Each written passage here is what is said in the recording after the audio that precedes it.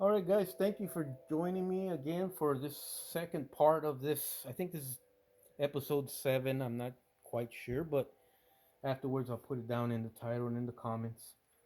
But we covered a little bit of the cab in the first episode we did tonight. This will be the second part, probably a two-parter regarding the chassis, because in this part we're actually going to do a little bit of work, do a little bit of work on camera so you guys can see um, the process I used on this. Everybody has different methods. Um, I say the best method is always a combination of everybody's, and there's none of this stuff is top secret NASA stuff or rocket science or nuclear codes or anything like that. But as you can see, I did I went ahead and I installed one of the fuel tanks. Now I did talk about I was gonna do them all black. That was too much black, and kind of it kind of dulled everything down. Even though it made the cab pop out,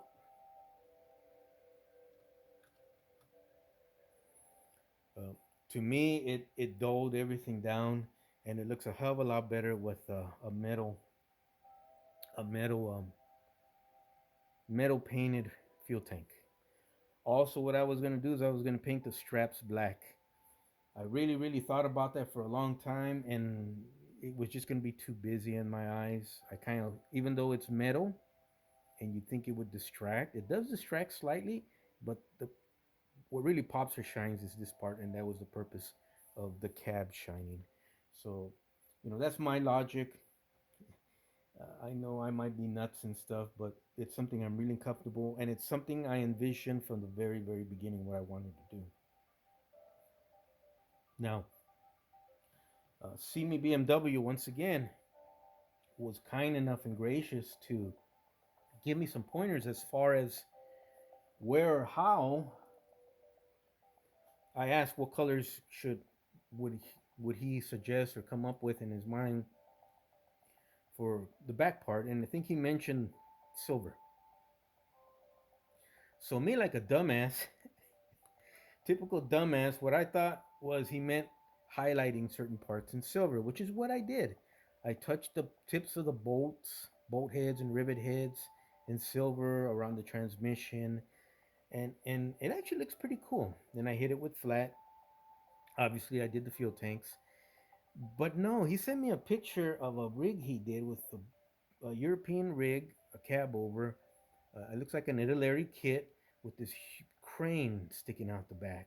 I guess for picking up not logs. I'm imagining, construction equipment, jersey walls, K barriers, stuff like that. The thing was gorgeous. Oh man, that guy knows how to paint. It was kind of like a red, different colors, mainly red on his cab over unit, but the frame and all the back parts and the crane itself were painted in a metallic silver color. The thing was gorgeous. And it didn't hit me till this morning. I go, dumbass. He's telling you paint the back of this, the whole frame, the chassis silver. Ugh. When I act stupid like that, I I um I want to kick myself in the head, but he's right. I fell in love with that. I really thought about it all day, and then I go, you know what? That it's gorgeous, but it probably would not work here because this is too close to a silver color, and it would all bleach out together. But it was still a great idea. So this is what I came up with. Not what I came up with. I didn't realize I had. Actually, I didn't. Actually, I didn't realize I had a stash of kits. But apparently, I guess that's what it's called, and so I got a stash of kits. I just call it the pile. I forgot I bought this thing. Mm,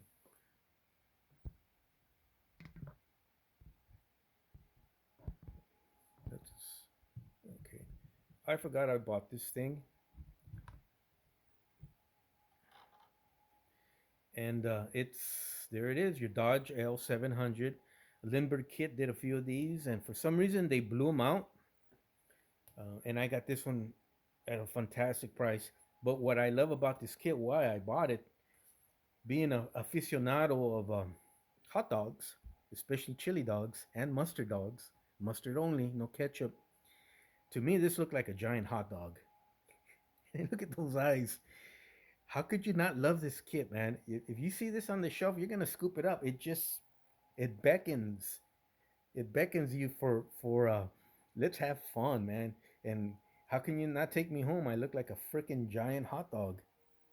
But what I'm gonna do with this kit right here, when I work on her, it'll be a kit. I'm still gonna paint it the same color, but it'll be modern times, today times where somebody acquired the parts, the real rig and the tank.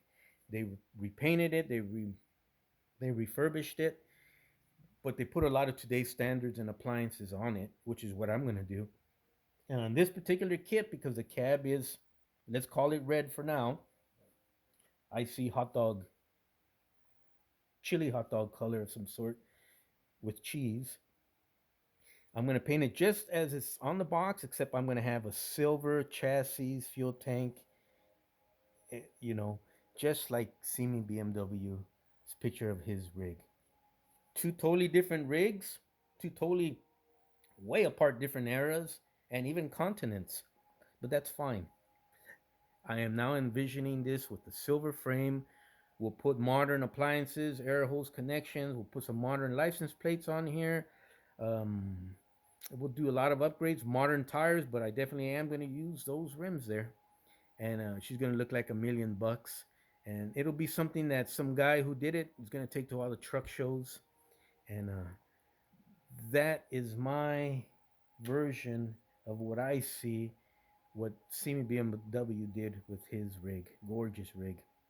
So there it is. Let's get back to modeling.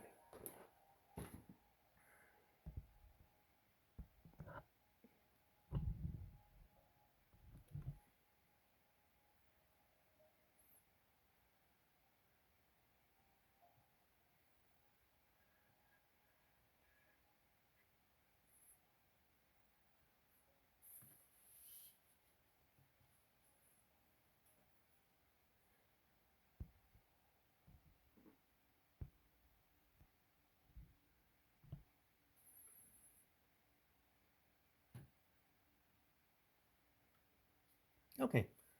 So as you can see, also what I did is I contacted Mopar and asked him what kind of colors would go for the engine. And although I did not follow his factory specs exactly, most of this engine is going to be covered up. The only part you're going to see of this engine is going to be the butt end here, the rear end. So I hope that's coming out on camera. So I went ahead and did color the valve covers a royal metallic blue. I kept the engine block and the heads and everything black. Um, I'm not going to do too much painting on this thing. I did shoot the whole model in a flat black. It was originally in black styrene, and it looked like black styrene, like plastic. Once I hit it with the flat black, to me a flat black, everything kind of changed its looks. I went ahead and painted the silver, the air tank, air reservoir tank silver. Also, what I did, the exhaust system, um, I came up with a galvanized finish for the muffler, and then I'll hit the pipes, the exhaust pipes, with another color similar, not exactly like the galvanized finished on the muffler. You see the little specks, just like cheap galvanized steel, because that's what it is. Real thin, and it rusts with rain and salt and all that good stuff that you find on the highways. We'll add this at another time. Also, what I did is I hit for the brakes, the brake system there, the plunger, and I went ahead and finished up the fifth wheel. I hit it with, to me, a primer, and she came out gorgeous. I had to add some styrene parts on here because she was not wide enough for this frame, just by a little bit. So I put these styrene pads on there, and she sits on there perfectly. You would never guess. So let's go ahead and do a little fun installation. This particular tape might last a quick 2 parts, but bear with me. Let's just have some fun.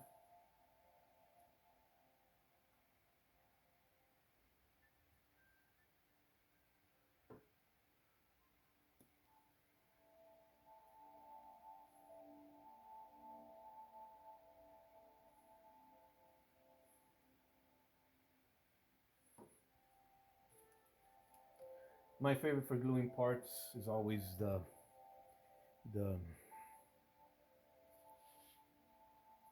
5 minute epoxy. You pour about the size of a little, let's say, marble, uh, 50-50. One is a hardener, one is resin.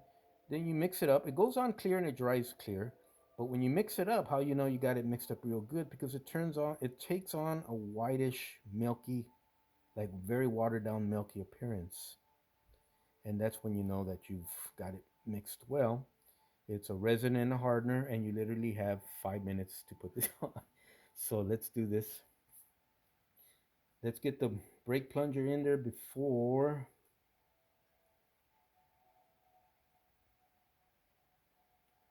I put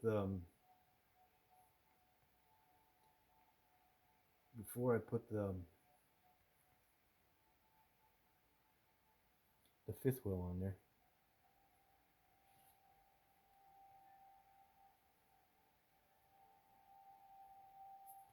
I'm gonna back out a little bit because I'm gonna be having problems keeping that in focus.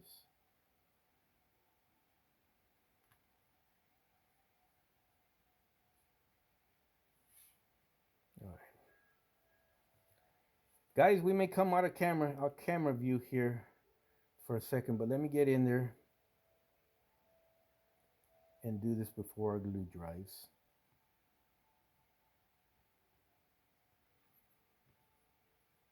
I got a little bit on the top of the rail here, but that's fine because this is going to be covered by a metal platform and won't be seen anyways.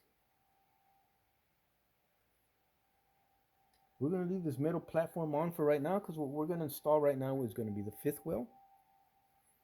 So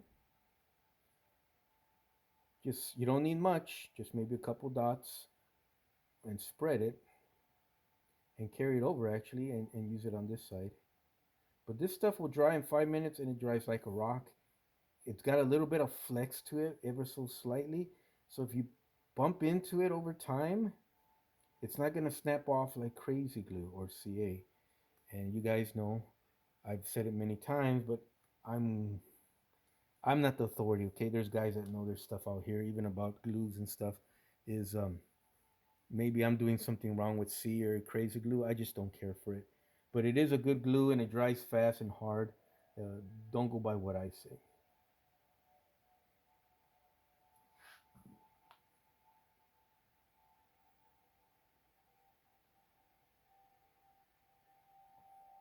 We're gonna push it forward a little bit, right up to that. And like on the real rigs, you always want to make sure that your kingpin hole, that hole where your kingpin drops into, um, should be dead center with your axles. If you have tandem axles, two axles, then it should be dead center in between the distance of the two centers of the hubs. So it'll be like right here. Just weird little things. Uh, if you want to give it, you don't want to put your fifth wheel too forward or too back, and you put it right where it should be, and it tends to be more pleasant for the eye. Excuse me. Okay, that looks actually pretty good. Let's have a little bit more fun here. We probably have time to put a couple more items on before that the epoxy starts to harden, which is no problem. We'll just mix another batch. I really love it so much. I have no problem.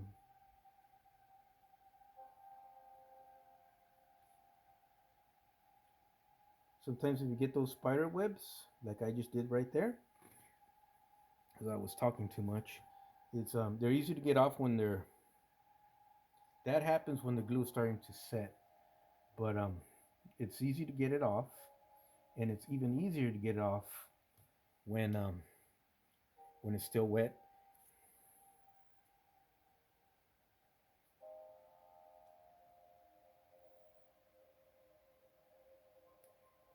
Okay.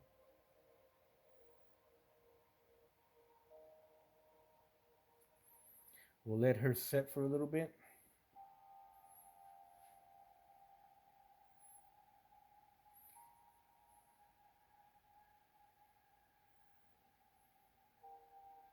I'm noticing that that piece of plastic, which is going to hold up my pogo stick, the pogo stick was on too delicately and was getting knocked off and would always get knocked off easy. So I added a piece of styrene just to span the whole area to give it strength. So, but I also noticed it's touching my air filter. So what I'm going to do in this particular case, I'm going to use my good snippers to cut that off so the air filter can sit more comfortably. And it's loose also, but I'll go back and retighten that. There we go.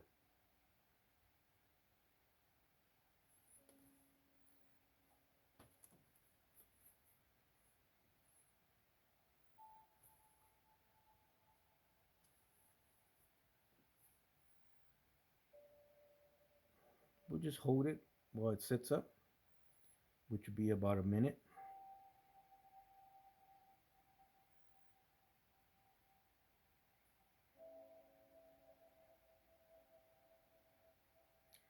Also, this gives you a chance to see where originally I tapped the bolt heads with a little bit of silver, the rivet heads. I'll give it a slight misting, a flat black again one more time, but a slight misting, and those will tone down even more. But if you look closely, they'll pop up because of the slight silver underneath. Okay, nice. I'm gonna mix one more batch of epoxy because this one's starting to harden. Like I said, you literally have 5 minutes to play with it. Now you might say, well, that's kind of a waste of epoxy and stuff. I guess you could say that too, but keep breaking off apart and keep gluing it back on with crazy glue over and over and over again is a waste of product also, I think, and patience and time. These two bottles here will last you forever, and and you only pay about, I think it was $6, $8, if that. So yes, I do prefer the epoxy anytime, and crazy glue's fine, but as you can see, I have more manageability with epoxy. It goes on harder, it goes on clear, and it's got a slight flex to it, so you can tap or bump into it. It's not going to snap off um, and fly off and break apart or lose apart or anything like that.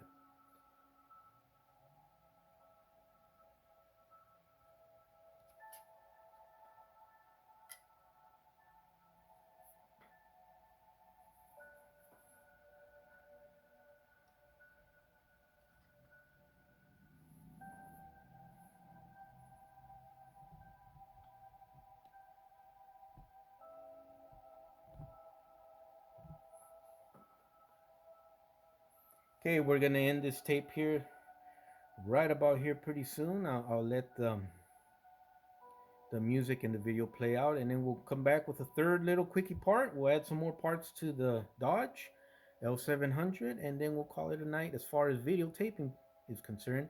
But I'll be here working all night, probably way past 1 o'clock. Join me for the third part of this little series here.